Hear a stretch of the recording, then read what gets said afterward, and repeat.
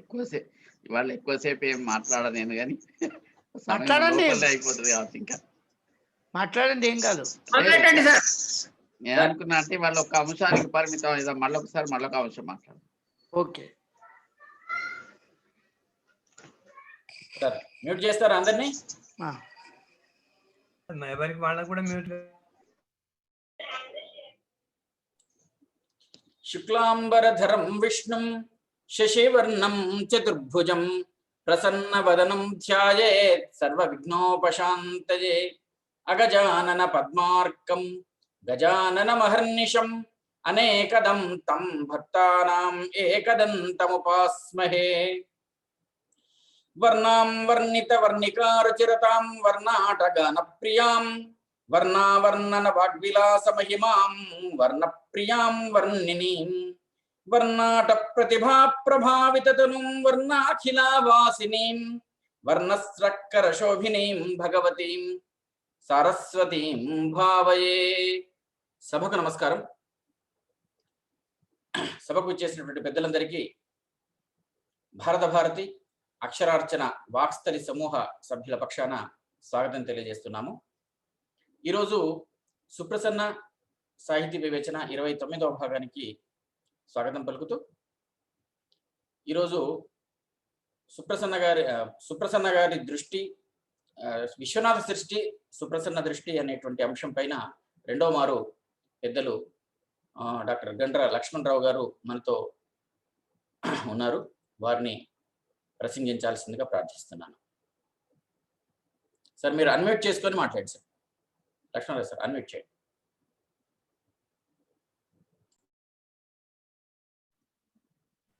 మీరు చేయొచ్చు సార్ అక్కడ నుంచి. కృష్ణమూర్తి గారు అది చేసిన వినబడుతుందా? కృష్ణమూర్తి గారు వినబడుతుందా? సార్ వినపడుతుంది సార్, వినపడుతుంది.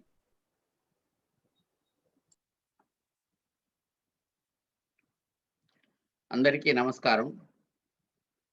భారత భారతి అక్షరార్చన వాక్స్థలి సమూహ సభ్యులకు, పెద్దలకు, పండితులకు, సాహితీవేత్తలకు అందరికీ నమస్సులు. ఆచార్య కోవెల సుప్రసన్నాచార్య గారి సాహిత్య వివేచనలో ఇది బహుశా 27 28 29 సార్, 29వ సంచిక కార్యక్రమం. శ్రీమంజూషిక భక్త పాలన కళా శ్రీచుంచు ఆనందవల్లీ మంజు ప్రసవంబు చిద్గగన ప్రాళేయాంశువున్ మోక్షలక్ష్మీ మాణిక్య వినూత్న మేఖల కటాక్షీభూత నిహారరు సీమంతం వై వెల్గునొకడే సేవింతు విశ్వేశ్వర. సుప్రసన్న గారి సాహిత్య వివేచనలో ఇప్పటి వరకు జరిగిన 28 సంచికా కార్యక్రమాలలో బహుశా వారి విమర్శన గురించి, వారి అనేక రచనలను గురించి, అట్లే వారు విశ్వనాథుని గురించి చేసిన విమర్శలను గురించి కూడా ప్రసంగాలు జరిగి ఉంటే ఉండవచ్చు. నేను అన్నీ వినే అవకాశం నాకు రాలేదు. ఒకవేళ నేను ఇప్పుడు మాట్లాడేది పునశ్చరణం వలె, చరివిత చరణం వలె అనిపిస్తే వాటిని పరిహరించి నన్ను స్వీకరించవలసిందిగా అందరికీ ప్రార్థన. మళ్ళీ శ్రీ మంజూషికతో మొదలుపెట్టినానని అనిపిస్తుంది. వాస్తవానికి ఆ సిరి పెట్టె, ఆ శ్రీ మంజూషిక సిరి పెట్టె అనేది చాలా గొప్ప రహస్య తత్వం అంతా అందులో పెట్టి, ఆ పెట్టెలో పెట్టి మూసినారు విశ్వనాథ గారు. ఆ పెట్టె తెరవటం అనేది అందరికి సాధ్యమయ్యే విషయం కాదు. సుప్రసన్న వంటి పండితులు లౌకిక, ఆధ్యాత్మిక, తాత్విక చింతనాపరులు, అధ్యయనశీలురు అయినటువంటి వారికి మాత్రమే సాధ్యం అవుతుంది. విశ్వనాథకు వారి సోదరునికి ప్రత్యక్ష శిష్యులు, విశ్వనాథకు దాదాపు సమకాలికులుగా శిష్యప్రాయులుగా, స్నేహితులుగా, అనేక కార్యక్రమాలలో భాగస్వాములుగా విశ్వనాథతో దాదాపు చాలా కాలం జీవనం గడిపినటువంటి వారు సుప్రసన్నాచార్యులు గారు. సో విశ్వనాథుని గురించి వారు వేసిన అంచనా, వారు చేసిన చర్చ బహుశా మరొకరికి అంత సాధ్యం కాదేమో అని అనిపిస్తూ ఉంటుంది వారి విమర్శలు చదివితే. విశ్వనాథ సృష్టి ఏ దృష్టితో చేసినారో ఆ దృష్టితో సుప్రసన్న గారు దాన్ని వెలికి తీసే ప్రయత్నం చేసినారు. అందుకే ఎత్తది అభిముఖంబుగా చూచిరో ఎల్లదాని తత్తది అభిముఖంబుగా చూచిన ధర్మముప్పు, అపముఖముగా చూచిన అఖిల దోష సంకలితముగా దోచు అని అన్నారు అని సత్యనారాయణ గారు రామాయణ కల్పవృక్షంలో ఒక చోట అన్నారు. అట్లా అది ఏదో పాత్రోచితంగా కథోచితంగా చెప్పిందైనా సాహిత్యానికి బాగా సరిపడేటువంటి మాట. అది ఎవరు ఏ దృష్టితో చెప్పినారో ఆ దృష్టితోనే స్వీకరించే వాళ్ళు స్వీకరించినట్లయితే అది సరిగ్గా అర్థమవుతుంది, లేకపోతే అదంతా అనర్థంగా కనపడుతుంది అని. సహృదయ చక్రంలో ఒక మాట అంటారు సుప్రసన్న గారు. అదేమిటంటే, కవి ఒక బిందువు, సహృదయుడు మరొక బిందువు, రెండు బిందువులు కలిసి ఒక చక్రం ఏర్పడుతుంది, అదే సహృదయ చక్రము అని అన్నారు. అట్లా కవి సృష్టించినది, విమర్శకుడు దర్శించినది రెండూ ఒకటే అయినప్పుడు మాత్రమే సరి అయిన దర్శనం అవుతుంది అని. అట్లా విశ్వనాథ సాహిత్యాన్ని సుప్రసన్న గారు ఆ దృష్టితో దర్శించి అనేక రచనలు చేసినారు. చందన శాఖి అని ఒక వ్యాస సంకలనం వేసినారు. అందులో ఒక 4 వ్యాసాలు విశ్వనాథను గురించే ఉన్నాయి. విశ్వనాథ మార్గము అని ఒక పుస్తకమే రాసినారు. అందులో 8 రకాల వ్యాసాలు ఉన్నాయి. 1000 పడగలు విశ్వలయ, కల్పవృక్షము ఆధునిక ఇతిహాసము, 1000 పడగలు ఆధ్యాత్మిక భావభూమిక, విశ్వనాథ హరిహరాద్వైతము, విశ్వనాథ రచనలో కారుణ్య రసమూలాలు, విశ్వనాథ విమర్శ, విశ్వనాథ వాంగ్మయాధ్యయనం, సమన్విత దృక్పథం, విశ్వనాథ మార్గం. ఇవి కాక రసరాజధాని అని ఇంకొక పుస్తకం విమర్శన వ్యాస సంకలనం ఉంది. అందులో కూడా విశ్వనాథ రచనల మీద వ్యాసాలు ఉన్నాయి.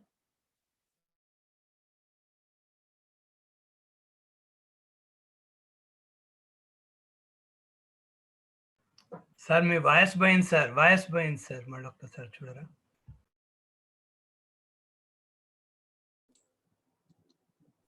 సార్ మీ వాయిస్ పోయింది సార్, వినపట్లేదు.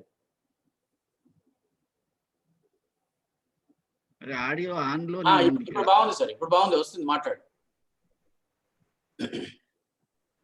ఇంత ఎందుకు చెప్తున్నాను వీటన్నింటిని గురించి అంటే, విశ్వనాథ ఎంత విస్తృతమైన సాహిత్యాన్ని సృష్టించినారో అంత విస్తృతిని అధ్యయనం చేయటానికి అనేక కోణాల నుంచి, అనేక విషయాల నుంచి, అనేక మౌలికాంశాల నుంచి, మూల తత్వాల నుంచి సుప్రసన్న గారు వాటిని విమర్శిస్తూ రచనలు చేస్తూ పోయినారు.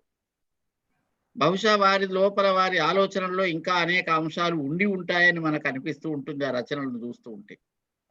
అట్లా విశ్వనాథ సృష్టి ఎంత విస్తృతమైందో వీరి విమర్శ రచన, విమర్శన దృష్టి కూడా అంత నిశితమైంది.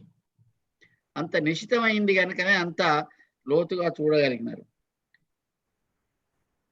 విశ్వనాథ రచనల్లోని సమకాలీనత అనే అంశం మీద నేను ఇవాళ కొన్ని నిమిషాలు మాట్లాడతాను. అంటే సుప్రసన్న గారు అనేక అంశాలు, ఇందాక నేను చెప్పినట్లుగా అనేక అంశాలు విమర్శన దృష్టితో రాసినారు. అందులో విశ్వనాథ రచనల్లోని సమకాలీనత అనే అంశాలను సుప్రసన్న గారు ఎట్లా చెప్పినారు అనే వాటికి పరిమితమై కొన్ని విషయాలు చెప్పాలనుకున్నాను. సత్యనారాయణ గారు ఇందాక నేను చదివిన మొదటి పద్యం ఎప్పుడో సర్వేశ్వర శతకములో చాలా రామాయణం రాయక ముందు రాసిన పద్యం. అంటే ఆయనకు బీజప్రాయంగా అనేక ఆలోచనలు, ఒకటి లౌకిక పరమైనటువంటి సమాజాన్ని, దేశాన్ని, తనను గురించి ఉంది. రెండవది తాత్వికమైన చింతనతో కూడినటువంటి ఆలోచన ఉంది. 1934లో సత్యనారాయణ గారు 2 రచనలు ప్రారంభించినారు. ప్రధానమైన 2 రచనలు. చాలా రచనలు చేసినారు కానీ సత్యనారాయణ గారు అనగానే మనకు బాగా జ్ఞాపకం వచ్చేవి 2. ఒకటి 1000 పడగలు బృహన్నవల, రెండవది రామాయణ కల్పవృక్షము మహా ఇతిహాసం, మహాకావ్యం. నవల ఒక నెల రోజుల లోపలనే రాసినారు. నెల రోజుల్లో డిక్టేట్ చేసుకుంటూ పోతే రాసినారు. అదేమిటి, ఎంతో లోతైన అనేక విషయాలతో కూడుకున్నటువంటిది ఒక నెలలో ఎట్లా రాయగలిగినారు అంటే, ఆయన చూస్తున్నది, అనుభవిస్తున్నది, తనకు ఎదురుగా కనపడుతున్నది, తన చుట్టూ జరుగుతున్నది, ఈ లౌకిక జగత్తునంతా కూడా 1000 పడగల్లో బాగా ప్రస్ఫుటంగా చెప్పినారు. 1000 పడగల నవలలోని అనేక పాత్రలు ఆయన రాసిన కాలంలో కూడా బతికి ఉన్నాయని చెప్తారు. బతికి ఉన్న మాట కూడా నిజమే. కిరీటి వంటివి, ఇంకా కొన్ని పాత్రలు, చాలా పాత్రలు అప్పటికి ఆయన నవల రాసే నాటికి ఉన్నాయని సంపత్ కుమారాచార్యులు గారు చెప్పేవారు. ఒక ఆయన సత్యనారాయణ గారి ఇంటికి వచ్చి ఒక పూలదండ తెచ్చి ఆయన మెడలో వేసి పాదాల మీద పడ్డాడట. ఆయనను లేపి, ఎవరవయ్యా నువ్వు అంటే, అయ్యా నేను 1000 పడగల్లో ఒక పాత్రను, మీరు నన్ను పాత్రగా చేసినారు, నేను పలానా పాత్రను పలానా వాడిని అని చెప్పినారట వారితోటి. అంటే ఎంత సజీవమైనటువంటి దృశ్యాలను ఆయన చిత్రించినారు అనేది 1000 పడగల్లో మనకు కనపడుతుంది. 1000 పడగల్లో ప్రధానంగా లౌకిక దృష్టిని ఎక్కువగా తీసుకొని అలౌకికమైన తాత్విక చింతనలను ఒక పొరలాగా, ఒక అంతఃస్రవంతిలాగా పెట్టుకొని చేసినటువంటి రచన 1000 పడగలు. కల్పవృక్షము అదే 1934లో మొదలు పెడితే 1939లో ఒక బాలకాండం మాత్రమే అచ్చయింది. 1939లో అచ్చైన బాలకాండాన్ని పుట్టపర్తి నారాయణాచార్యులు గారు మొదటిసారి చదివి తన అనుభూతిని, అనుభవాన్ని తెలియజేసినారు 1941లో. అంటే 1941 నుండి రామాయణ కల్పవృక్షం యొక్క అనుభూతిని పొందటము, అనుభవించడము, దాన్ని విమర్శించటము, దాన్ని అధ్యయనం చేయటము, దాని మీద పరిశోధనలు చేయటం అనేది నిర్విరామంగా ఇప్పటికీ కొనసాగుతున్న అంశం. 1934లో మొదలుపెట్టినప్పటి ఆ రామాయణ కల్పవృక్షంలో కూడా ఆయన ఆనాటి కాల ప్రభావము ఆ కావ్యంలో ఉంది. ఆ కాలం ఏమిటి, ఎటువంటిది? 1000 పడగలు ఇవి 2 మొదలుపెట్టిన 34వ కాలం దేశంలో స్వాతంత్రోద్యమం యొక్క నేపథ్యం సాగుతున్నది. అంటే స్వాతంత్రోద్యమము బాగా విజృంభించలేదు, కానీ జాతీయోద్యమము, సంస్కరణోద్యమం వంటివి బాగా విజృంభించిన దశలు. జాతీయవాదము, జాతీయ ఉద్యమము అనేది వచ్చినాయి. కలకత్తాలో ఒక హిందూ యూనివర్సిటీ ఉండేది, హిందూ కాలేజీ ఉండేది. ఆ కాలేజీలో ఒక ఇంగ్లీష్ ప్రొఫెసర్ ఉండేవాడు, ఆ డిజేరియన్ అనే ఒక ప్రొఫెసర్ ఉండేవాడు. ఆయనే భారతదేశాన్ని ఉద్దేశించి, నీవు శత్రువుల కోరల్లో ఇరుక్కున్నావు, విలవిల్లాడిపోతున్నావు, ధూళితో నిండిపోతున్నావు, నీకెప్పుడు విముక్తి కలుగుతుందో తల్లి అనే ఉద్దేశంతో భారతదేశాన్ని ఉద్దేశించి ఇంగ్లీషు ప్రొఫెసర్ రాసినాడట. ఆయన కూడా విదేశీ ఇంగ్లీష్ ప్రొఫెసర్. బహుశా భారతదేశాన్ని ఇట్లా సంబోధించి రాసింది ఇదే మొదటిది కావచ్చు అని సుప్రసన్న గారు ఒక చోట ఇందులో రాసినారు. దాని తరువాత బంకించంద్ర చటర్జీ వందే మాతరం వచ్చింది. అంటే వందే మాతరంతో చాలా గొప్ప అది నినాదమై జాతీయ ఉద్యమం అనేది వచ్చింది. ఈ జాతీయ ఉద్యమ ప్రభావం రామకృష్ణ పరమహంస, వివేకానందుడు, ఆర్య సమాజం, వీటి ఆ నేపథ్యం అంతా కూడా సత్యనారాయణ గారి మీద చాలా ఎక్కువగా ప్రభావితం చేసిన రోజులు. తన దేశము, తన సమాజము, తన ఆధ్యాత్మిక చింతన ఇదంతా కూడా ఏదో నష్టమైపోతున్నది, భ్రష్టమైపోతున్నది అనే ఒక వేదన ఆయన లోపల చూస్తున్న దశ అది. 1934 అంటే ఆయనకు 39 ఏండ్లు. 1895లో ఆయన పుట్టినాడు. అప్పుడు ఇదంతా అనుభవిస్తున్న దశ. ఆయన అనుభవించి అదొక వేదనగా గూడు కట్టుకున్న దశ అది. ఆ గూడు కట్టుకున్న దశనే, ఆ వేదననే 1000 పడగలుగా రాసినారు. వారి నాన్న అప్పుడే ఏం చేసినారంటే, వారి తండ్రి గారు ఏం చేసినారంటే, కట్టుకథలు ఐహికమా పరమా అని ఒక మాట అన్నారు.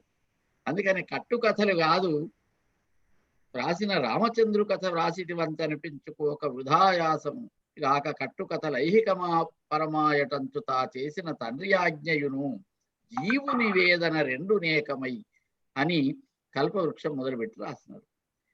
ఈ కట్టుకథకు అనేది 1000 పడగల దగ్గర ఒక ముగింపు చేసి రామాయణ రచనకు పూనుకొని ఆ రామాయణ రచనను ఎట్లా చేస్తున్నాడు ఆయన అంటే, ఎట్లా ఆరంభించినాడు అంటే, ఈ వేదనకు, ఈ రామాయణ రచనకు ఉన్నటువంటి వేదన అనేది ఆయన ఆరంభంలోనే చూపించినాడు. అంటే మనకు చాలా ప్రసిద్ధమైన పద్యం ఒకటి ఉంది, 2 అంశాలు ఉన్నాయి. ఈ సమకాలీనతలో మళ్ళీ తెలుగు వాళ్ళ సమకాలీనత కూడా మనం ఒకటి చూడాలి. తెలుగు వాళ్ళ సమకాలీనత 1934 నాటికి బహుశా గురజాడ అప్పారావు వీళ్ళందరి బాగా సాహిత్యంలో వీళ్ళందరి ప్రయోగాలు బాగా ప్రచారంలోకి వచ్చినాయి. శ్రీశ్రీ కూడా 1933లో జయభేరి రాసినాడు. 1934 నాటికి భావకవిత్వం చాలా విస్తృతంగా వ్యాపించిపోయి ఉన్నది. అప్పుడు అటు దేశభక్తి కవిత్వంలాగా లేదా అభ్యుదయ దృక్పథంలాగా లేదా భావ కవిత్వంలాగా కాకుండా మళ్ళీ రామాయణం రాస్తున్నాడు అనేటువంటి అది ఆయన ఆరంభ దశలోనే ఎదురైనటువంటి ఒక ప్రశ్న, ఎదురైనటువంటి ఒక సవాలు వంటిది. అందుకని ఆయన వెంటనే ఏం చేసినాడంటే, మరలనిదేల రామాయణం వన్నచో అన్న పద్యం చెప్పినాడు. మీరు అందరూ పండితులు కనుక దాన్ని మళ్ళీ పెద్ద చదవాల్సిన అవసరం లేదు. దానికి సుప్రసన్న గారు ఏం చెప్పినారంటే, చాలా సహజంగా ఆయన లోకానికి సత్యనారాయణ గారి రచనల్లో, సత్యనారాయణ గారి మాటల్లో, సత్యనారాయణ గారి పదప్రయోగాల్లో, సత్యనారాయణ గారి వ్యావహారిక శైలిలో, సత్యనారాయణ గారి భాషలో చాలా గడుసుదనం ఏముంటుంది అంటే, ఆయన చెప్పింది వెంటనే మనకేదో తెలిసిపోయినట్టుగా ఉంటుంది, అది అక్కడికి అయిపోయినట్టుగా ఉంటుంది. ఇదంతా తెలిసిపోయింది, బాగా చెప్పినాడు అన్నట్టుగానే అయిపోతుంది అక్కడికి. కానీ దాన్ని మళ్ళీ రెండోసారి మూడోసారి చదివితే అరే అసలు ఈ అర్థం కాదు, దీనికి లోపల ఇంకో అర్థం పెట్టినాడు ఈయన అని అనిపిస్తూ ఉంటుంది. అట్లా 1, 2, 3 స్థరాలలో అర్థాలను ఇమిడ్చి కావ్యంగా మలిచిన రచన కల్పవృక్షం అని సుప్రసన్న గారు అన్నారు, వారి వ్యాసాల్లోనే చెప్పినారు.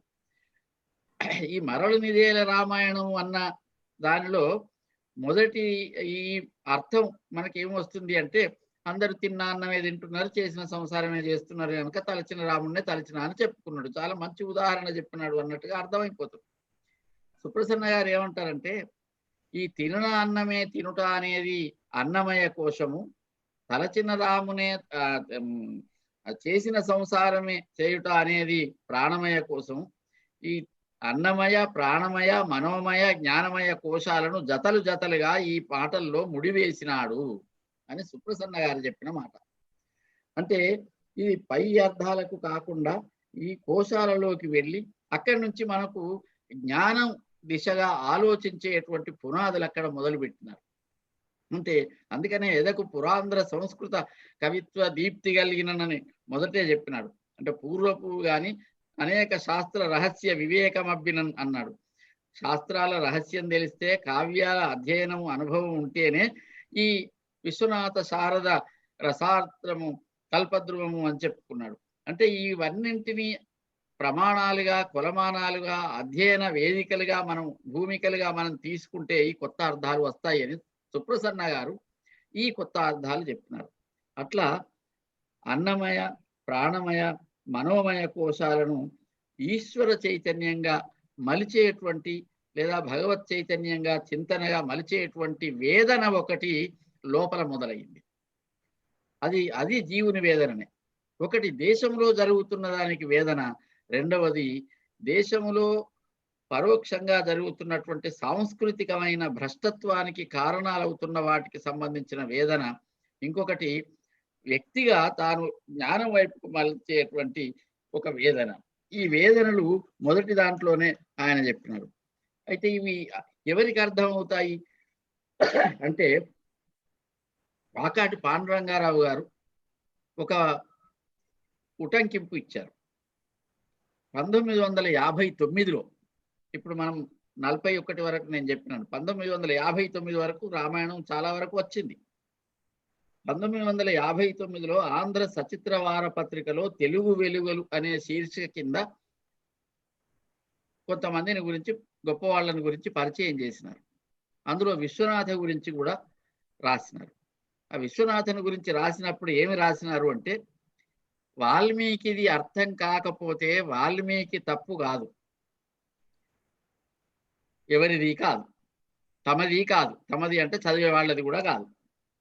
సత్యనారాయణ గారు అర్థం కాకపోతే తప్పు సత్యనారాయణ గారిదేనని వీరి నమ్మకం. వాల్మీకి అర్థం కాకపోతే తప్పు వాల్మీకిది కాదు, చదివేవారిది కాదు. సత్యనారాయణ గారు అర్థం కాకపోతే తప్పు సత్యనారాయణ గారిదే అనేది పాఠకుల నమ్మకం అని. నోరు తెరిచి మామిడి చెట్టు కింద పడుకుంటే మాత్రం పండు నోటిలో పడుతుందా అని భారతీ మందిరానికి ఎన్నో దారులు. అందులో తెలుగుదారి పేరు విశ్వనాథ.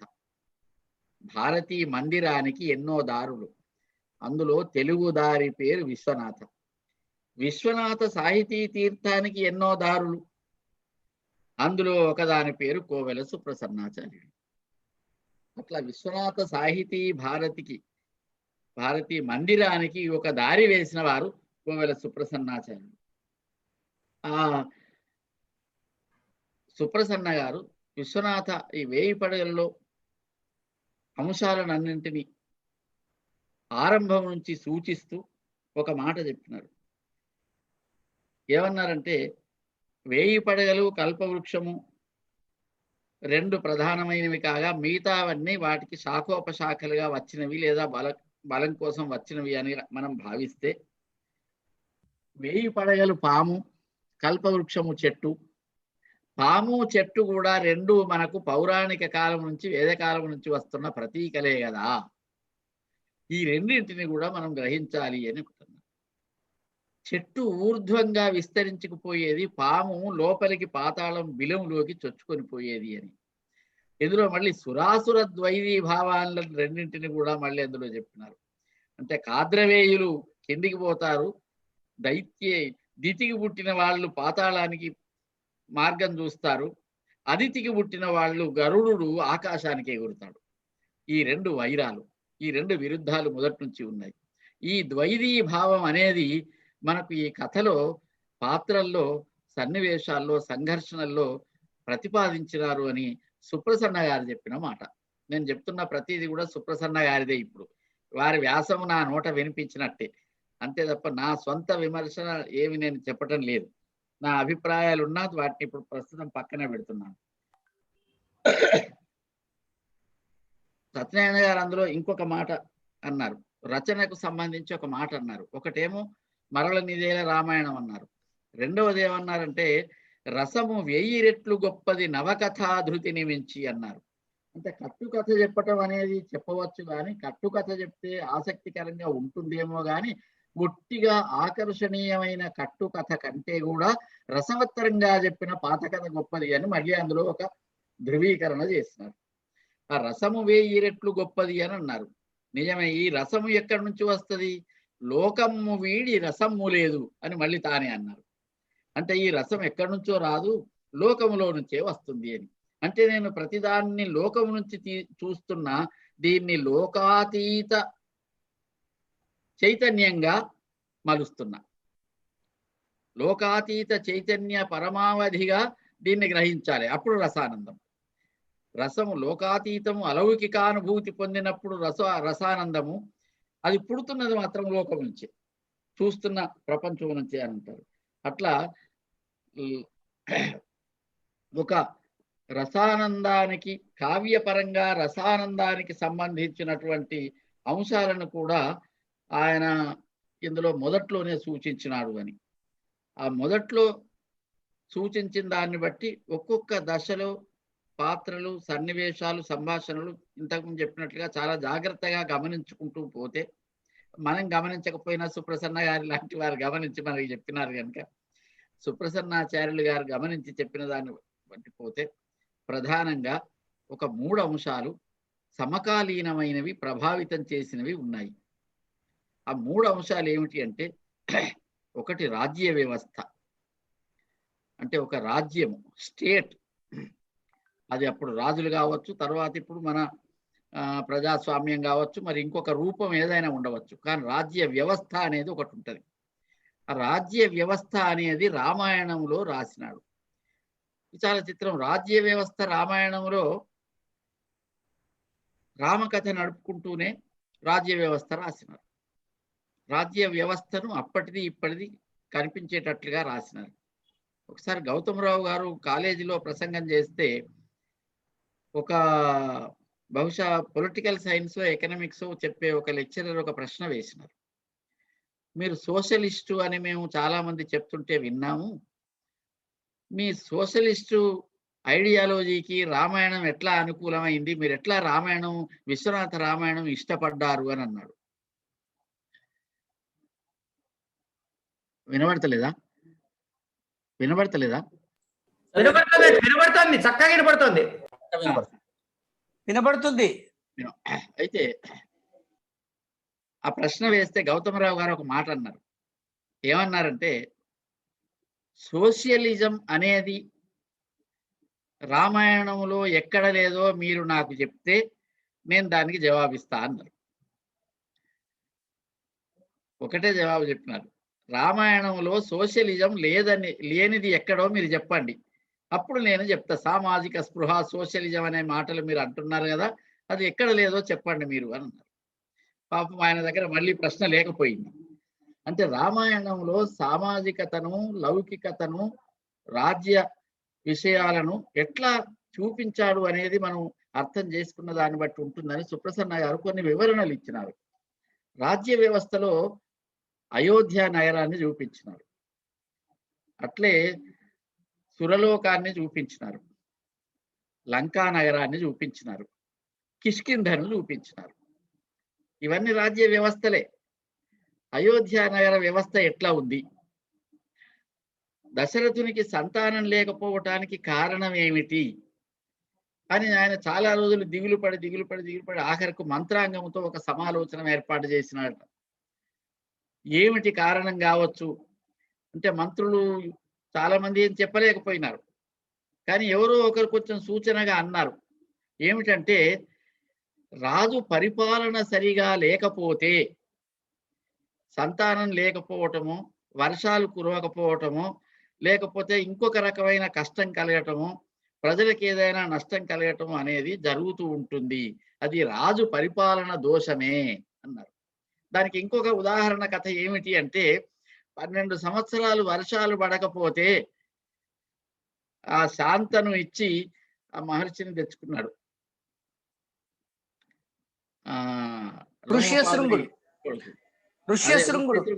రోమపాదం దగ్గర నుంచి ఋష్యశృంగుని తెచ్చుకున్నారు. అంటే ఋష్యశృంగుణ్ణి తీసుకురావటం అనేటువంటిది పరిపాలనా అంశాల్లో ఒక భాగం. అది ప్రజల కోసమే చేసినాడు ఋష్యశృంగుడు. తన కూతురుని ఇవ్వాలని కాదు, ఆయన అల్లుడైతే గొప్ప అని కాదు, ప్రజలకు కావాలి ఇప్పుడు అవసరం ఋష్యశృంగుడు, అందుకని ఋష్యశృంగుడిని తీసుకురావాలి. ఇది పరిపాలనలో ఒక భాగం. అయితే రాజు పరిపాలనలో దోషం ఉంటే ఇట్లా ఏ అనర్థమైనా జరగవచ్చు అనే ఒక అభిప్రాయం అప్పుడు వ్యక్తం చేసినారు. అంటే రాజు పరిపాలన సరిగా లేకపోతే ప్రజలకు నష్టం అవుతుంది అనేది రాజ వ్యవస్థను చూపించినట్టు. ఇవాళ కూడా మనం కొన్ని సందర్భాల్లో అనుకున్నాం, పలానా ఆయన మంత్రి ఉంటే వర్షాలు 4 ఏళ్ళు పడలేదు, పలానా ఆయన ఉంటే 5 ఏళ్ళు పడలేదు, పలానా ఆయన ఉంటే 2 ఏళ్ళు పడలేదు అని ఇప్పటికి కూడా అనుకుంటున్నారు. అంటే పరిపాలకుల యొక్క దోషం అనేది రాజ్యాన్ని ప్రభావితం చేస్తుంది అనే సంగతిని అయోధ్య నగరం దగ్గర చూపించి, దశరథుడు స్వయంగా తానే కొన్ని చోట్లకు వెళతానంటే సుమంత్రుడు తీసుకువెళ్తే అక్కడక్కడ చూస్తే అప్పుడు దశరథుడు ఏమంటాడంటే, ఈ పైచూపులేలా, పాపం వాళ్ళు ఎంత కరువులలో ఉన్నారో, కష్టాలలో ఉన్నారో వాటిని నేను చూడలేకపోతున్నాను, నాకు ఈ పైచూపులు మీరు చూపించినవి నేను చూసి అంతా ఇట్లే ఉందని అనుకోవటం సరికాదు అని దశరథుడు అనుకుంటాడు. ఈ సందర్భాలు ఎందుకు కల్పించినాడు విశ్వనాథ అంటే, పరిపాలనలో ఉన్నటువంటి లోపాలను చూపటం కోసం చెప్పినాడు. రెండో అంశం ఏమంటాడంటే, ఒక దగ్గర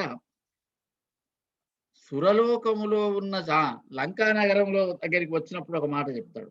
సరే, ఇక్కడ అయోధ్యలో 2 అంశాలు, ఒకటి పరిపాలనా దోషం లేదా పరిపాలన సామర్థ్యం. ఈ పరిపాలనకు దోషానికి సంబంధాన్ని చెప్పేటప్పుడు కూడా మళ్ళీ ఒక పద్యం చెప్పినాడు ఆయన. ఆత్మలో ఆది మునులెట్టులు అవనితో తోడ ఆది నృపులు ఐకకాలికులై చరింతురు అని ఒక పద్యం రాసినారు. అంటే మునులు ఆత్మలో అవనితోడ ఐక్యమై ఉన్నారు. ఆది నృపులు అవనితోడ రాజులు, ఆత్మతోడ మునులు, రెండు ఉన్నాయి ఇక్కడ. ఆత్మతో మహర్షులు ఉన్నారు, అవనితో రాజులు ఉన్నారు. వీళ్ళు రాజులు భూమితో ఏకమై ఉన్నారు, మహర్షులు ఆత్మతో ఏకమై ఉన్నారు. కానీ రాజుల పరిపాలనకు మహర్షుల జ్ఞానం అనేది తోడు కాకపోతే ఈ పరిపాలన సవ్యంగా సాగదు. రాజుల అధీనములో లేక రక్షణలో లేక మునులు ఉంటే ఆశ్రమాలు సరిగ్గా ఉండవు, విద్య సరిగ్గా ఉండదు, జ్ఞానం సరిగ్గా ఉండదు. జ్ఞానము రాజుల చేత కాపాడబడాలి, జ్ఞానము రాజుకు తోడుగా నిలవాలి. ఇవి రెండు ఐకకాలికమై కావాలి. అందుకని దశరథుడు మహర్షులను, వశిష్ఠాదులను, మంత్రులను వీళ్ళందరినీ ఎందుకు సంప్రదించినాడు అనేది కథగా చెప్పుకోవటం ఒక అంశం. కానీ సత్యనారాయణ గారు ఏమిటి అంటే, ఇది జ్ఞానము లేని పరిపాలన సరి అయినది కాదు, పరిపాలన చేత కాపాడబడని జ్ఞానము సరిగా నిలవదు, రక్షింపబడదు అనేటువంటి అంశాలను సూచించడానికి ఈ పద్యం రాసినాడు. ఇందులో మునులది అంతర్ముఖము, రాజులది బహిర్ముఖము. ఈ అంతర్బహిర్ముఖాల అధ్యయనము రామాయణం అంతా సాగాలి అనేది సుప్రసన్న గారి సూచన. సుప్రసన్న గారి సూచన ఏమిటంటే, ఈ అంతర్బహిర్ముఖాల దృష్టి మనం రామాయణం అంతా సాగించాలి అని అంటారు. అట్లా యజ్ఞానికి స్వయంగా నారాయణుడే వచ్చినాడు అని ఒక దృశ్యాన్ని వర్ణించినాడు సత్యనారాయణ గారు. ఆయన బదరీవనిలో ముది చెట్టు కింద పచ్చని వెలుగవుచు తాపసి రూపున వచ్చి ఉన్న శార్ంగి అంటాడు. బదరీ వనిలో ముది చెట్టు కింద, బదరీవనంలో ఒక పెద్ద చెట్టు కింద, లేదా ముది చెట్టు అంటే బాగా ముదిమి అయిన చెట్టు కింద పచ్చని వెలుగవుతూ ఉన్నటువంటి ఒక తాపసి వలె ఉన్న ఒక అతను వచ్చినాడు. బ్రాహ్మణుడి వలె ఒకతను వచ్చినాడు, తాపసి వలె, సాధువు వలె వచ్చినాడు. కానీ ఆయన భుజాన ఒక శారంగి ఉంది, ధనుస్సు ఉంది, శారంగం ధనుస్సు ఉంది. ఆ ధనుస్సు భుజాన ఉండటం చేత కొంత చప్పుడైంది, అలికిడైంది. ఆ అలికిడైతేనే అక్కడ ఉన్న వాళ్ళందరూ ఇక్కడ ఎవరో ఉన్నారని చూసినారు అని. అంటే లేకపోతే ఆ బ్రాహ్మడు, బుద్ధ బ్రాహ్మడు ఎవరు అని ఎవరు పట్టించుకునేవారు కాదని. అంటే ఆ ధనుస్సు కథలో ఎంత ప్రధానము, రాజసత్వానికి ఎంత ప్రధానము, రాజ్య వ్యవస్థకు ఎంత ప్రధానము అనేది అటు తాత్వికంగా శారంగము కావాలి, రాక్షస సంహారానికి ధనుస్సు కావాలి, రాజ్య రక్షకు ధనుస్సు కావాలి. ఇట్లా ధనుస్సుతో ఉన్నటువంటి బ్రాహ్మణుడు అని చెప్పటము, జ్ఞానముతో ఉన్న రాజు అని చెప్పటము అని. రాజ్య వ్యవస్థకు రాజు ఎట్లా ఉండాలి అంటే, జ్ఞాని అయిన శత్రుభయంకరుడైనటువంటి ఆయుధం పట్టుకున్నటువంటి వాడు అయి ఉండాలి. ఇది రాజు యొక్క లక్షణాన్ని చెప్పినాడు, అంటే పరిపాలకుల యొక్క లక్షణాన్ని చెప్పినాడు, అప్పుడైనా ఇప్పుడైనా అని. అట్లే జ్ఞాన సముపేతమైన క్షాత్రం, క్షాత్రరక్షితమైన జ్ఞానం అనే రెండింటిని ఈ పద్యంలో చెప్పినాడు. ఆ దాన్నే సుప్రసన్న గారు ఏమంటారంటే, దీనికి ఉదాహరణగా మహాత్మా గాంధీ సిద్ధాంతము, మహాత్మా గాంధీ ఉద్యమము మనకు ఒక ప్రత్యక్ష నిదర్శనము అన్నారు. మహాత్మా గాంధీ అహింసాయుధం తీసుకున్నాడు. ఆయన చూస్తే తాపసి వలనే ఉంటాడు, కానీ ఆయన ఒక ధనుస్సు పట్టుకున్నాడు. అది శాంతి అహింసలనే ధనుస్సును పట్టుకున్నాడు. అది కలిపి ఉండటం చేత ఆయన విజయాన్ని సాధించినాడు. ఇది ప్రస్తుతమైనటువంటి సిద్ధాంతం. ఈ సిద్ధాంతాన్ని దానికి ముడివేసినారు. అట్లా సమకాలీనమైన అంశాలను ఆయన పరోక్షంగా చూపించుకుంటూ వచ్చినారు. సమకాలీనమైన అంశాలు ఆయనను ఇట్లా ప్రభావితం చేసినాయి అని ఇందులో చూపించినారు. అట్లే స్వర్గరాజ్య సంక్షోభము, కిష్కింధ రాజ్యము, రావణ రాజ్యములను గురించి కూడా రాసినాడు. స్వర్గరాజ్యము సంక్షోభమైందని ఒక దగ్గర రాస్తూ, స్వర్గరాజ్యములో ఉన్నటువంటి అందమైనటువంటి శిల్ప కళాఖండాలు, అందమైనటువంటి పూలు, పూదోటలు, చిత్రాలు మొదలైనవన్నీ కూడా లంకానగరికి పరుగు పెట్టే అని రాసినారు. అంటే లంకాధిపతి భయానికి అక్కడ ఉన్నటువంటి సుందరమైనటువంటి శిల్పాలు, చిత్రాలు, దృశ్యాలు అన్నీ లంకా నగరానికి వచ్చి పడ్డాయి, రప్పించుకున్నాడు. దీన్ని సమకాలముతో పోలిస్తే భారతదేశం అనే ఒక స్వర్గం వంటి దేశంలో ఉన్నటువంటి అందమైన శిల్ప కళా ఖండాలన్నీ లండన్ నగరానికి తరలిపోవటంగా భావించాలి అని సుప్రసన్న గారు అంటారు. శిల్ప కళాఖండాలు కావచ్చు, జ్ఞాన సంపాదన భాండాగారం కావచ్చు, చిత్రాలు కావచ్చు, అనేక విలువైన సామగ్రి అంతా కూడా లండన్ నగరానికి, ఇతర దేశాలకు తరలిపోవటమే. అక్కడ స్వర్గం నుంచి లంకా నగరానికి వచ్చినట్టు ఇది ఇక్కడ నుంచి ఇతర దేశాలకు తరలిపోయింది. ఇది వర్తమాన కాల పరిస్థితి, సమకాలీన పరిస్థితి అని సుప్రసన్న గారు అందులో చెప్పినారు. హరినీలవృతములైనట్టి ప్రతిమల చెవులును ముక్కలు చెక్కబడియే అన్నారు. అంతేకాదు 2 అంశాలు ఉన్నాయి. ఒకటి తరలించబడ్డాయి, రెండవది అందమైన శిల్పాల యొక్క చెవులు ముక్కులు చెక్కబడ్డాయి అన్నారు. అంటే ధ్వంసం చేయబడ్డాయి.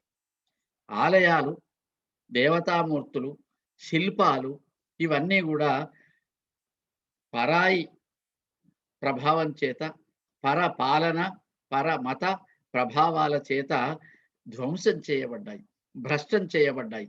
ఆ భ్రష్టం చేయబడ్డదంతా ఇట్లా హరినీలవృతములైనట్టి ఈ ప్రతిమల చెవులను ముక్కులను చెక్కబడియే అని అన్నారు. అది అక్కడ చూస్తే కథకు అనుకూలంగా ఉంటుంది, కానీ మనం ఆయన రాసిన కాలాన్ని పట్టుకొని, చరిత్రను పట్టుకొని చూస్తే ఇట్లా ఉంటుంది అని సుప్రసన్న గారు చేసిన వ్యాఖ్యానం. సుప్రసన్న గారు ఇట్లా ఆధునిక కాలంలో జరుగుతున్న దాన్నే చెప్పినారన్నారు. ఇంకొక అంశం ఏమిటంటే అగ్నిని, వాయువును ఇట్లాంటి వాటిని మనం దేవతలుగానే భావించిన దేశం ఇది. శాస్త్రాలన్నీ అవే చెప్పినాయి, ఇతిహాసాలు అవే చెప్పినాయి. రామాయణంలో కూడా అదే రాసినాడు. కానీ అదే రామాయణంలో రాక్షసులందరూ ఈ అగ్ని, వాయువులు వీళ్ళంతా పదార్థాలు, మన చేతిలో కీలుబొమ్మలు అనే మాటలు చెప్పినారు.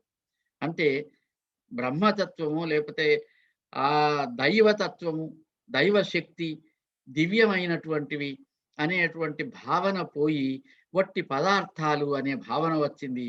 ఇదే పాశ్చాత్య దేశాలలో ఉన్నటువంటి భౌతికవాద దృక్పథము. పదార్థాలు, అగ్ని, వాయువు మొదలైనటువంటి భూతాలు, పంచభూతాలు మనం ఏమనుకుంటున్నాము, ఇదంతా పదార్థ విజ్ఞాన శాస్త్రమే అనే దశ మనకు పరదేశాల నుంచి వచ్చింది. అది ఈ దేశానికి కూడా పాకిపోయింది, నిండిపోయింది. దాన్ని లంకా నగరం లేదా ఇతర చోట్ల ఉన్నటువంటి రాక్షసులందరి ఆలోచనల లాగా ఇందులో వర్ణించిన. అంటే భౌతికత అనేది క్రమంగా వచ్చింది అని రాక్షసుల ముఖంగా వెలువరించటం, సమకాలీనమైన అంశాన్ని అందులో ప్రవేశపెట్టడమే అని ఇంకొక చోట అంటారు. అట్లా యుద్ధములో సైనికులు ఎందుకు రాజుల కోసం బతకాలి అని ఒక ప్రశ్న వేస్తాడు హనుమంతుడు లంకా నగరంలో. చాలా చమత్కారమైన ప్రశ్న. దానికి ఇప్పుడు మనం 2 రకాలుగా చెప్పుకోవచ్చు అనుకోండి.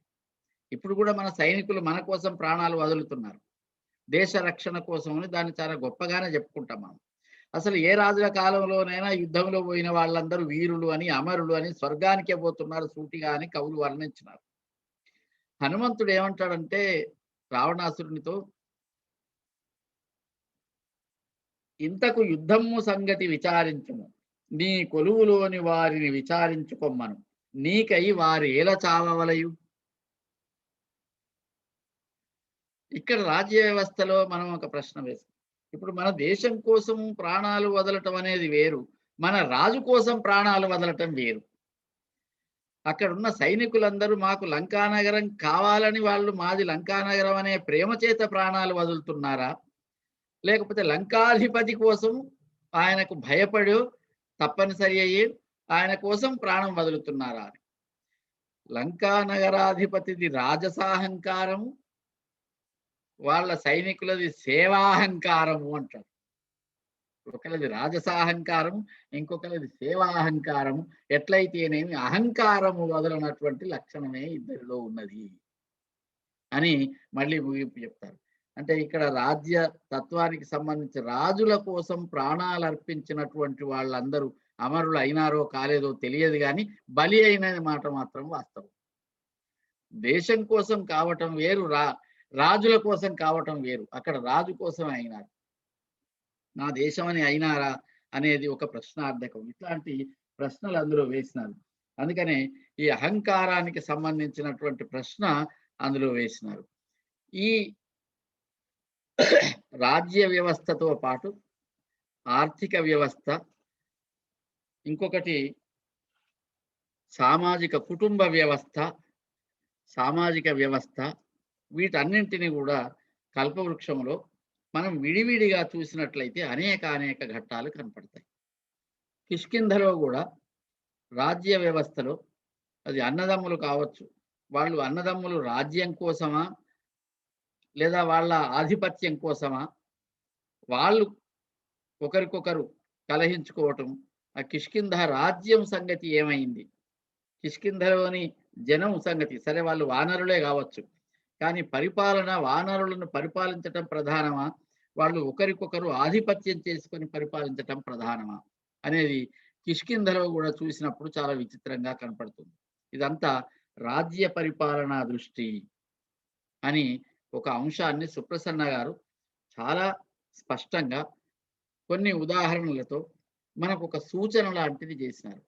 బహుశా ఇప్పుడు కల్పవృక్షాన్ని మనం ఈ దృష్టితో చదువుకుంటూ పోతే మనకి ఇంకా చాలా సందర్భాలు, చాలా సన్నివేశాలు ఈ రాజ్యము, ప్రజలు అనే దాని మీద కనపడుతూ ఉంటాయి. అసలు ఎప్పుడు అరిస్టాటిల్ దగ్గర నుంచి, ప్లేటో దగ్గర నుంచి ఎప్పుడు కూడా the state and people, state and public, ఎప్పుడు స్టేట్, రాజ్యము, ప్రజలు అని. ఒకసారి ఎప్పుడో ఒక సెమినార్లో మాట్లాడుతూ రాజ్యము, ప్రజలు అనే అంశం మీద మాట్లాడితే దానికి నేను అధ్యక్షత వహిస్తే అప్పుడు వరవరరావు గారు ప్రసంగం చేసినారు. అధ్యక్షులు కూడా రాజ్యము, ప్రజలు అన్నాడు, కానీ ప్రజలు రాజ్యం అనలేదన్నాడు. అంటే ప్రజల నుంచి రాజ్యానికి పోదామా, రాజ్యం నుంచి ప్రజలకు పోదామా అని. ఇట్లా రాజ్యము, ప్రజలు అనేది ఒక ప్రధానమైన అంశం. దాన్ని వేయి పడగల్లో కూడా చాలా విధాలుగా చూపించినారు. అది గ్రామము నుంచి దేశము దాకా చూపించినారు. స్వాతంత్రోద్యమానికి సంబంధించిన పాత్రలు అందులో ఉన్నాయి, ఉద్యమానికి సంబంధించిన సన్నివేశాలు అందులో ఉన్నాయి. వీటితో పాటు సాంస్కృతిక పరమైనటువంటి సన్నివేశాలు ఉన్నాయి. సాంస్కృతిక పరమైన సన్నివేశాలలో మనకు అప్పుడు కొత్తగా వచ్చినటువంటి ప్రేమ వివాహాలు, ప్రేమ కామం ఒకటేనా, విచ్చలవిడితనం ఇది రెండు ఒకటేనా అని చలం అటువంటి వాళ్ళ రచనలు వచ్చినాయి. ఇంకా కొంత అటువంటి భావ ప్రస్తారం దేశమంతటా జరుగుతున్నది, దేశమంతటా క్రమంగా వ్యాపిస్తున్నది.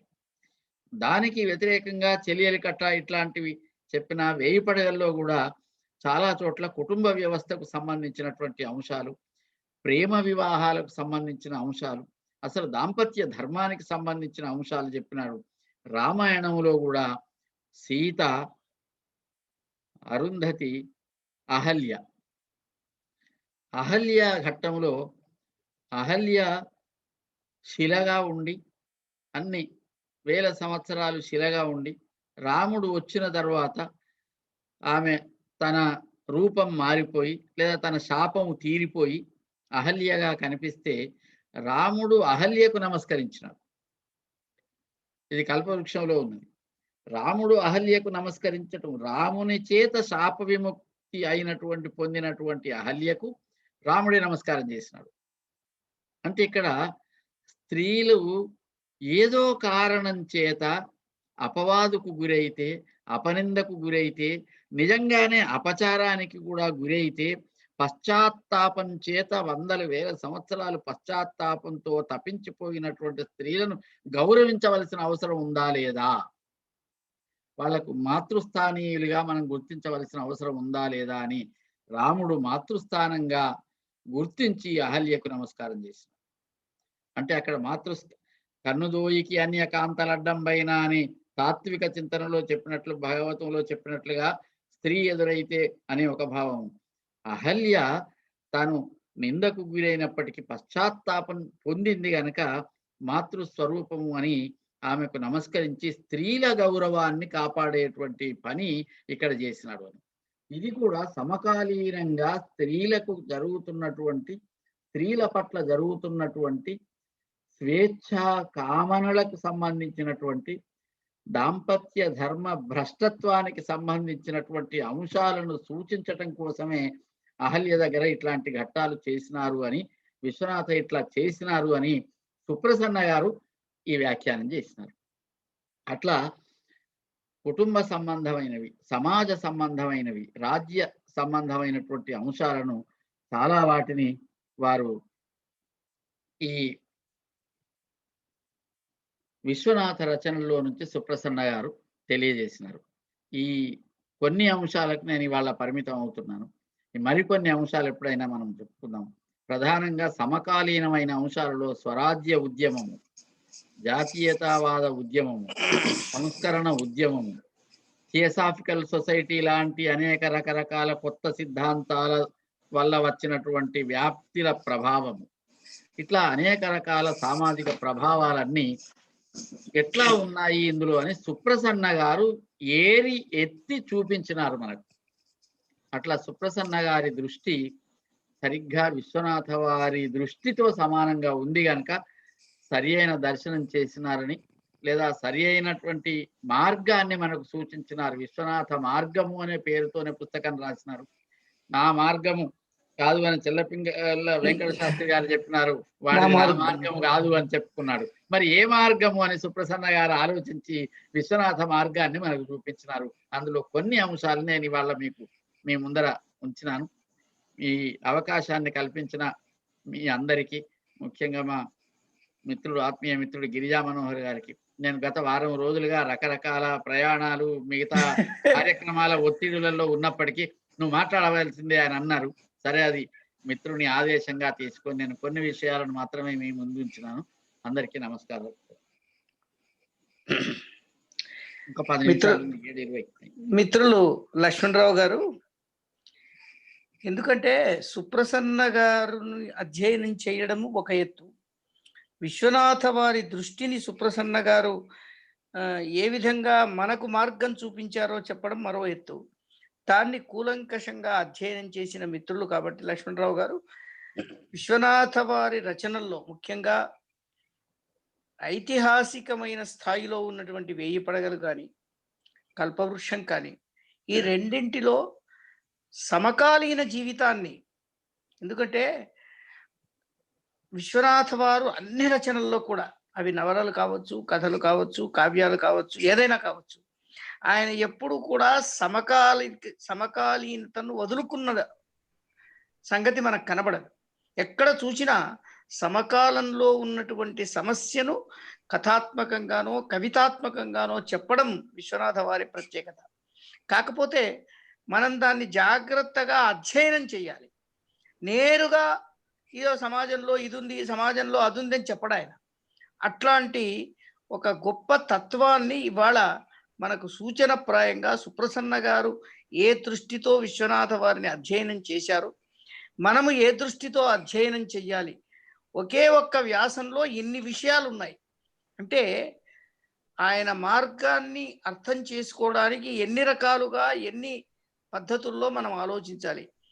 అంటే మన నేపథ్యం ఏముండాలి, ఎందుకంటే వారు రాసిన కాలానికి సంబంధించిన పరిస్థితులను రామాయణంలో పొందుపరచడం అది చాలా శక్తివంతమైనటువంటి కవికి మాత్రమే సాధ్యమవుతుంది. అందుకే కేవలం కథ చెప్పడం రామాయణం యొక్క ఉద్దేశ్యం కాదు అన్నారు ఆయన.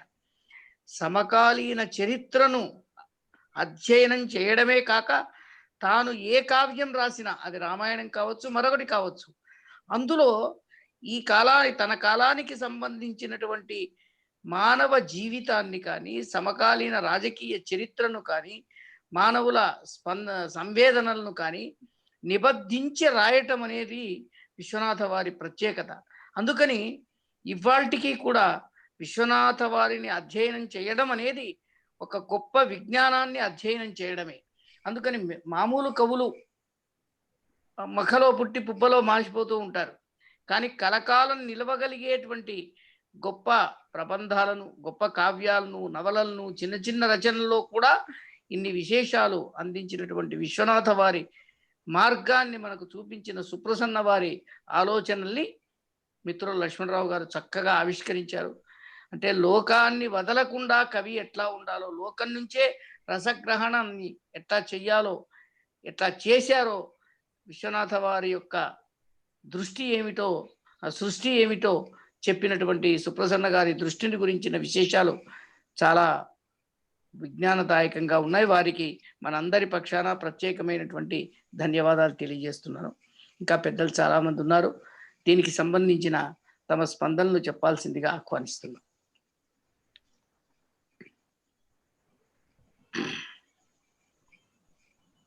పాలకుర్తి వారు. సార్ నమస్తే. ఇది నమస్కారం పెట్టడమే గంటల లక్ష్మణరావు గారికి. అట్లా చక్కని సమయం దొరకలేదు. నమస్కారం సార్. దీంట్లో మనకి సామాజిక అంశాలనే రామాయణంలో ఉన్నదాన్ని వీడి మహాజన్ అని అతను యాన్షియంట్ ఇండియా అనే పుస్తకంలో చాలా చక్కగా చెప్పుకుంటూ వచ్చాడు. ఆ వ్యవస్థ ఎట్లా ఉండేదనేది వీడి మహాజన్ చరిత్రకారుడు. ఆయన చరిత్ర అధ్యయనం లోపల చాలా చక్కగా చెప్పాడు.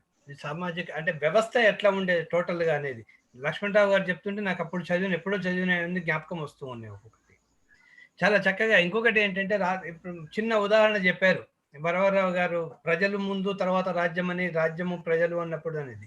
అది కూడా భారతంలో కూడా నాకు ఆ శ్లోకం జ్ఞాపకం లేదు కానీ రాజు కాలానికి కారణమా, కాలం రాజుకు కారణమా అనేది ఆ ప్రశ్నను లేవనెత్తి రాజే కాలానికి కారణము అంటాడు. రాజా కాలస్య కారణం అని. రాజా కాలస్య కాలం అంటే నేను దాంట్లో ఉదాహరించుకున్నాను కూడా. ఎందుకు అంటే రాజు కాలంలో తన యొక్క మంచి పనులతోనే చేయగలడు.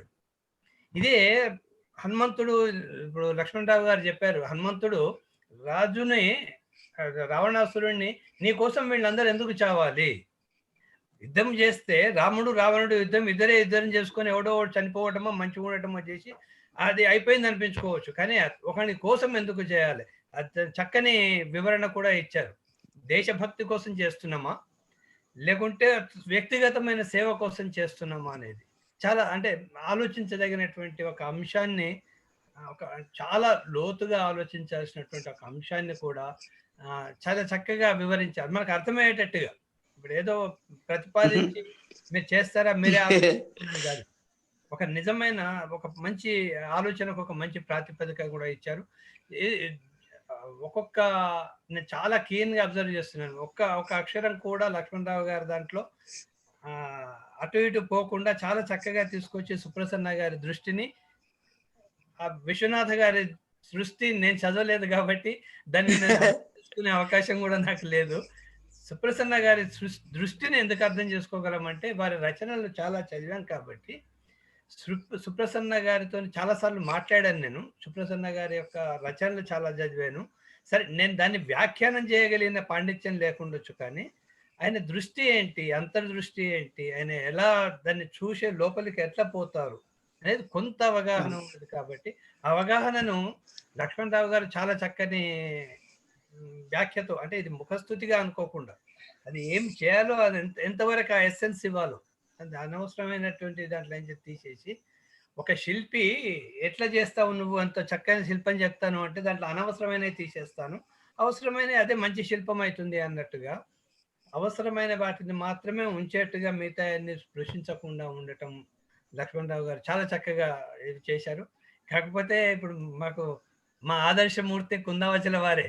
ఇవన్నీ మనకి ఏంటంటే ఇక్కడి నుంచి విని ఇక్కడి నుంచి పోతూ ఉంటే కొన్ని మాత్రమే రిటైన్ అవుతాయి. ఇది ఒకసారికి 2 సార్లు అమ్మ నారుమంచి వారి సౌజన్యంతో మనకి ఇవన్నీ కూడా ఒక వీడియోగా వచ్చి మనకు అవసరమైన మళ్ళీ మళ్ళీ వినే అవకాశం కూడా ఇస్తున్నారు. కాబట్టి మళ్ళొకసారి వింటే కానీ లక్ష్మణరావు గారి అంతరంగం మనకి సృష్టించేది ఎట్లాగా, దృష్టి ఎట్లా ఉన్నది, రెండు మనకు బుర్రకెక్కాలని నేను భావిస్తున్నాను. సార్, నాకు అవకాశం ఇచ్చిన మీ అందరికి కూడా నేను ఇంకా ఎక్కువ చెప్తే నా అజ్ఞానం బయటకు వస్తుంది. నమస్కారం సార్. నార్మంచి చాలా ధన్యవాదాలు పాలకుర్తి వారు, చాలా విషయాలు చెప్పినారు. అదే రామాయణంలోని సమకాలీనమైన అంశాలు అనేది కొంచెం చర్చనీయాంశంగా ఉంటుంది. మన భారతంలో సమకాలీనమైన ఒక సంకలనం చేసినారు. రామాయణంలోని సమకాలీనమైన అంశాలు అంటే వాల్మీకి కాలం నాటి సమకాలీనమైన అంశాల దగ్గరికి పోతాం మనం. అదొక విశ్వనాథ వారి సమకాలీనమైన అంశాలు అనేది ఒక అంశం ఇది. కానీ ఇది బాగా చాలా బాగుంది. బాగా అంటే చెప్పినారు, మీకు చాలా ధన్యవాదాలు పాలకుర్తి వారికి. అవును, ఈ రెండింటి అంటే ఒకటి మనం విశ్వనాథ వారి సమకాలీన అంశాలు కూడా చూడాలి. ఇప్పుడు ఈ అదే జాతీయ విశ్వనాథ ఉద్యమాలు వారి ఇవన్నీ సమకాలీన చాలా బాగుంది. అంశాలే. అవును, ఈ పాయింట్ చాలా బాగుంది. ఇప్పుడు సమకాలీనం అనగానే ఆ ఒరిజినల్ రైటర్ దగ్గరికి కాదు మనం పోవాల్సింది. ఆ, ఇప్పుడు వీరు రాశారు కాబట్టి వీరు కూడా అది ఆలోచించి ఉంటారు కదా. అవును, బాగుంది. జాతీయోద్యమం నుంచి కూడా మీరు చాలా చెప్పారు. అవును. అవును. వెరీడ్.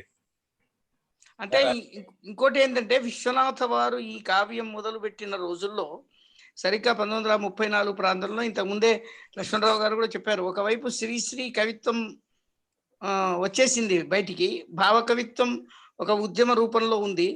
ఇది ఎందుకు అనేటువంటి ప్రశ్న నిజంగానే వచ్చింది. బహుశా ఈ పద్యం అందుకే రాశారేమో, మరలనిదేల రామాయణం వన్నచో అన్నది. ఇది చాలా, ఎందుకంటే ఒకవైపు వాళ్ళందరినీ ఎదుర్కొంటూ, ఒకసారి హిందూలో ఒక ఇంటర్వ్యూ జరిగింది విశ్వనాథ వారిది.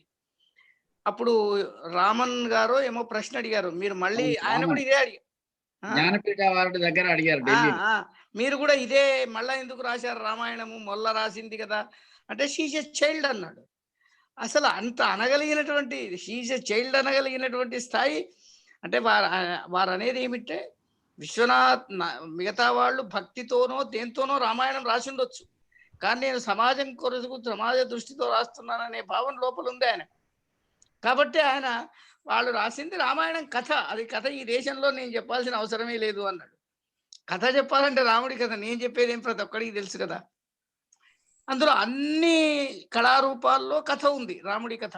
అవి పాటలు కావచ్చు, ఇంకే పాటలు, నవలలు కావచ్చు, కథలు కావచ్చు, నాటకాలు కావచ్చు, అన్ని రూపాల్లో రాముడి కథ ఉంది. మళ్ళీ కొత్తగా చెప్పాల్సింది ఏమీ లేదు ఇందులో.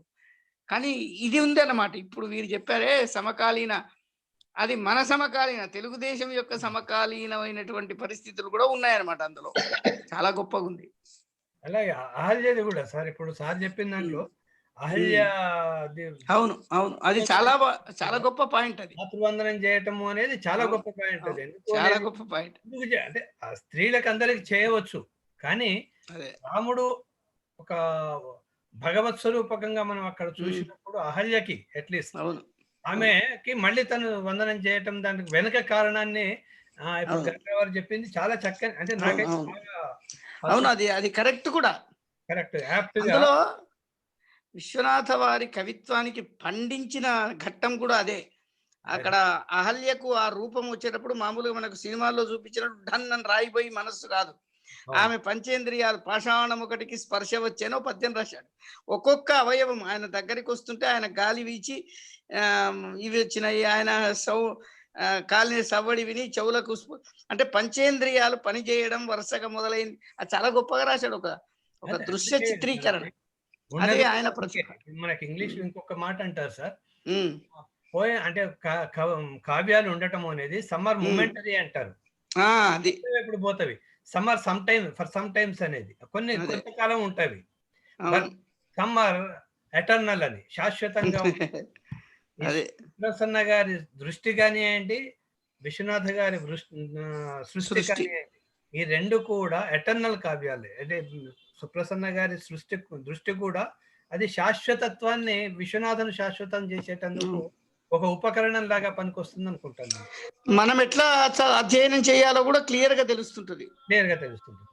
ఒక మహాకవిని, అందులో ఇట్లాంటి వాళ్ళని అధ్యయనం చేయడానికి సుప్రసన్న గారి రచనలు ఎట్లా ఉపకరిస్తాయో మనకు అర్థమవుతుంది. చాలా గొప్పగా ఉంది. మాకు ఈ జీవితంలో అవకాశం లేదు సార్. అట్లే ఉండదు, మన నడుస్తూనే ఉంది.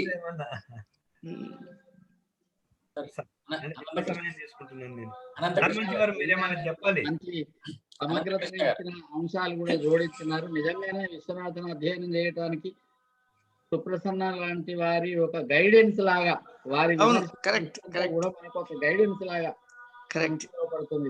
ఆ కోణంలో నుంచి పట్టుకొని పోతే మనకు ఆయన మరింత అర్థం అవుతాడు. అవకాశం కల్పించిన సమగ్రం చేసిన గిరిజాకు పాలకుర్తి వారికి ధన్యవాదాలు. నార్మంచి వారు మీరు ఒక్క నిమిషం. అయ్యా నార్మంచి వారు ఇక్కడ మాట్లాడేందుకు గొంతు ముందుకు పోయింది. అట్లే ఉండదు. ఎందుకంటే విశ్వనాథ వారి సృష్టి, సుప్రసన్న గారి దృష్టి, గండూరు లక్ష్మణరావు గారు కూర్చున్న పుష్టి చూసిన తర్వాత ఇంకా నేను ఎక్కడున్నా మాట్లాడేదో ఉంటుంది, మరొక స్టీ అవుతుంది. అట్లా కాదు, మాకు తుష్టి. కనుక అద్భుతం అండి. ఎక్కడ పట్టా కిందకి దిగకుండా ఆగకుండా ఒక అలా ప్రసారం అయిపోయినటువంటి, అసలు ఎట్లుందండి బాబు అది, ఎక్కడ గొంతు ఆపలేదు, అలా అని చెప్పి భావం కోసం వెతుక్కోవడం లేదు, వింటున్న వాడికి ఏమన్నా పక్కకి తల తిప్పేందుకు కూడా మనసు రాకుండా నిలబెట్టారు గండూరు వారు. అయ్యా నమస్కారం. అయ్యా లక్ష్మణరావు గారు నమస్కారం. ధన్యవాదాలు. నారు మంచి వారు మాకు మంచి నీరు పోసినట్లుగా తల తిప్పడానికి వీళ్ళెక్కడా విన్నాం. నారు పోసింది వారే, నీరు పోసేది వారే. నమో నమః. సార్ హనుమంతరావు గారు మీరు ఏంటి ధన్యవాదాలు. అన్మ్యూట్ చేసుకోండి ఒక నిమిషం, ఒక క్షణం. మన గిరిజా మనోహర్ గారి కనీసం విష్ చేయండి. అట్లా కాదు, వినిపించుకోలేదు హనుమంతరావు గారు, వినిపించుకోలేదు. వినాలి సార్ హనుమంతరావు గారు మీరు మైక్ ఓపెన్ చేసి ఒక్క నిమిషం మాట్లాడమంటున్నారు. హనుమంతరావు గారు సరే సుందరవజుల వారు. సరే సరే సరే, ఇది విన్న తర్వాత నాకు ఏమనిపించింది, విశ్వనాథ వారిది ఏదో నారికి గట్టినైనటువంటి కొబ్బరికాయ లాగా ఉంటుంది, పాండిత్యం అంటారు కదా, అది పాషాణ పాకం అని. సుప్రసన్న గారు దాన్ని పల్లగొట్టి, కాదయ్యా దీంట్లో మంచి కొబ్బరి నీళ్లు ఉన్నాయి, మంచి తీయనైన కొబ్బరి ఉంది అని సుప్రసన్న గారు చూపిస్తే, గంట లక్ష్మణరావు గారు తినిపించి, ఇంత నీళ్లు ఇంత తీయగా ఉంటాయి, కొబ్బరి ఇంత చక్కగా మంచి రుచికరంగా ఉంటుంది అని చూపించినట్టుగా ఉంది నాకు. ఇప్పుడు కృష్ణమూర్తి గారి కవిత్వం వచ్చిందంటే అదే. సరే, అది విశ్వనాథ వారి సాహిత్య గొప్పతనమో, సుప్రసన్న గారి దృష్ట్యో, గండ లక్ష్మణరావు గారి విశ్లేషణాత్మకమైనటువంటి గొప్పతనమో తెలియదు, కానీ ఈ సబ్జెక్ట్ మీదనే ఇంకా ఎన్ని వారాలైనా వినేటువంటి అదృష్టం మాకు ఉంటుందని మేము అనుకుంటున్నాం. సార్ నేను ఇంకొకటి క్షమించాలి, సారే ముందు చెప్పారు, అది సహృదయ చక్రం గురించి మాట్లాడుతూ చెప్పారు ఇప్పుడే. ఏంటంటే కవి విమర్శకుని గురించి చెప్పాడు, కానీ నేనేమంటున్నానంటే కవికి శ్రోతకు ఉండేది ఆ సహృదయ చక్రం చేశారు ఇప్పుడు గంటరావు గారు. చేసింది ఏంటంటే రెండింటిని, ఆ సహృదయ చక్రాన్ని శ్రోతకు అంటే మనకు, మీకు నాకు ఇప్పుడు చెప్పిన గంటరావు వారికి, ఈ ఇద్దరి మధ్యన ఒక సహృదయ చక్రాన్ని క్రియేట్ చేశారని. సార్ అంటే ఇట్లా మనం ఎక్కువసేపు మాట్లాడారు. ధన్యవాదాలు, కృతజ్ఞతలు గంట లక్ష్మణరావు గారికి, కృష్ణమూర్తి గారికి సహకరించినందుకు, మీరు అందరూ నన్ను ఇట్లా ప్రోత్సహించినందుకు, అవకాశం కల్పించినందుకు మీకు అందరికి, మన మిత్రులకు, పెద్దలకు అందరికీ నమస్కారం. సరే సార్, అట్లాగే ఈ కార్యక్రమంలో పాల్గొన్నటువంటి మిగతా పెద్దలందరికీ కూడా కృతజ్ఞతలు, ధన్యవాదాలు తెలియజేస్తూ ఈనాటి కార్యక్రమాన్ని కృష్ణ స్థితితో ముగించుకుందాం. నిన్ను వేడన్ వల్ల నేలను తెలియదే, నిన్ను వేడన్ వల్ల నేలను తెలియదే, నీకంటే నాప్తుండు కల్వినె మాకే దశనేని, నీ వెరుగ వెక్కో మేలు కల్పించు చొప్పును మా చెప్పుట ఏమి, కోమలతను పుల్లారవిందాయతాక్షుని నింజూచిన మేలు తానే వరిజించున్ గోపికా వల్లభా. నమస్కారం.